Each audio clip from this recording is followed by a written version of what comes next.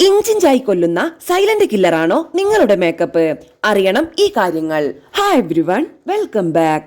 സൗന്ദര്യം എന്നത് കാണുന്നവരുടെ കണ്ണുകളിലാണെന്ന് ചുമ്മാ താത്വികമായിട്ടൊക്കെ പറയാം. പക്ഷെ സുന്ദരനോ സുന്ദരിയോ ആയി നാലാളുടെ മുന്നിൽ പ്രത്യക്ഷപ്പെടാൻ അല്പസ്വല്പം മേക്കപ്പ് ഒക്കെ വേണ്ടി വന്നേക്കും. പൊതുവിടങ്ങളിൽ നന്നായി അണിഞ്ഞൊരുങ്ങി പോകുമ്പോൾ ഒരാൾക്ക് കിട്ടുന്ന ആത്മവിശ്വാസം ഒന്ന് വേറെ തന്നെയാണ്. ഇതുകൊണ്ടൊക്കെ തന്നെ ബ്യൂട്ടി കോസ്മെറ്റിക്സ് ഒക്കെ ഇന്ന് പലരുടെയും വീടുകളിലെ നിറസാന്നിധ്യമാണ്. എന്നാൽ സൗന്ദര്യത്തിന് വേണ്ടി നാം ഉപയോഗിക്കുന്ന ഉൽപ്പന്നങ്ങൾ നമ്മളെ ഇഞ്ചിഞ്ചായി പതിയെ പതിയെ കൊന്നുകൊണ്ടിരിക്കുകയാണെന്ന് വന്നാലോ?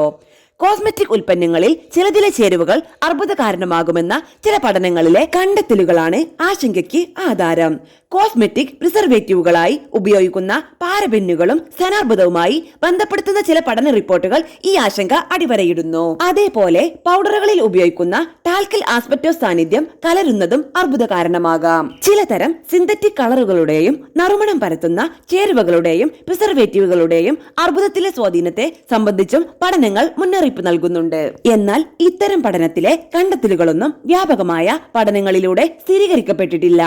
ഒറ്റപ്പെട്ട ചില പഠനങ്ങളിലെ കണ്ടെത്തലുകൾ കൊണ്ട് മാത്രം കോസ്മെറ്റിക് ഉൽപ്പന്നങ്ങളെ പാടെ നിരാകരിക്കേണ്ട കാര്യമില്ല. അതേസമയം കോസ്മെറ്റിക് ഉൽപ്പന്നങ്ങളുടെ ചേരുവകൾ സംബന്ധിച്ച് ജാഗ്രത പുലർത്തേണ്ടതും അത്യാവശ്യമാണ്. കർശനമായ പരിശോധനകളും ചേരുവകൾ സംബന്ധിച്ച കൃത്യവും സത്യസന്ധവുമായ ലേബലിംഗുമൊക്കെ സുരക്ഷിതമായ ഉൽപ്പന്നങ്ങൾ തിരഞ്ഞെടുക്കാൻ ഉപഭോക്താക്കളെ സഹായിക്കും.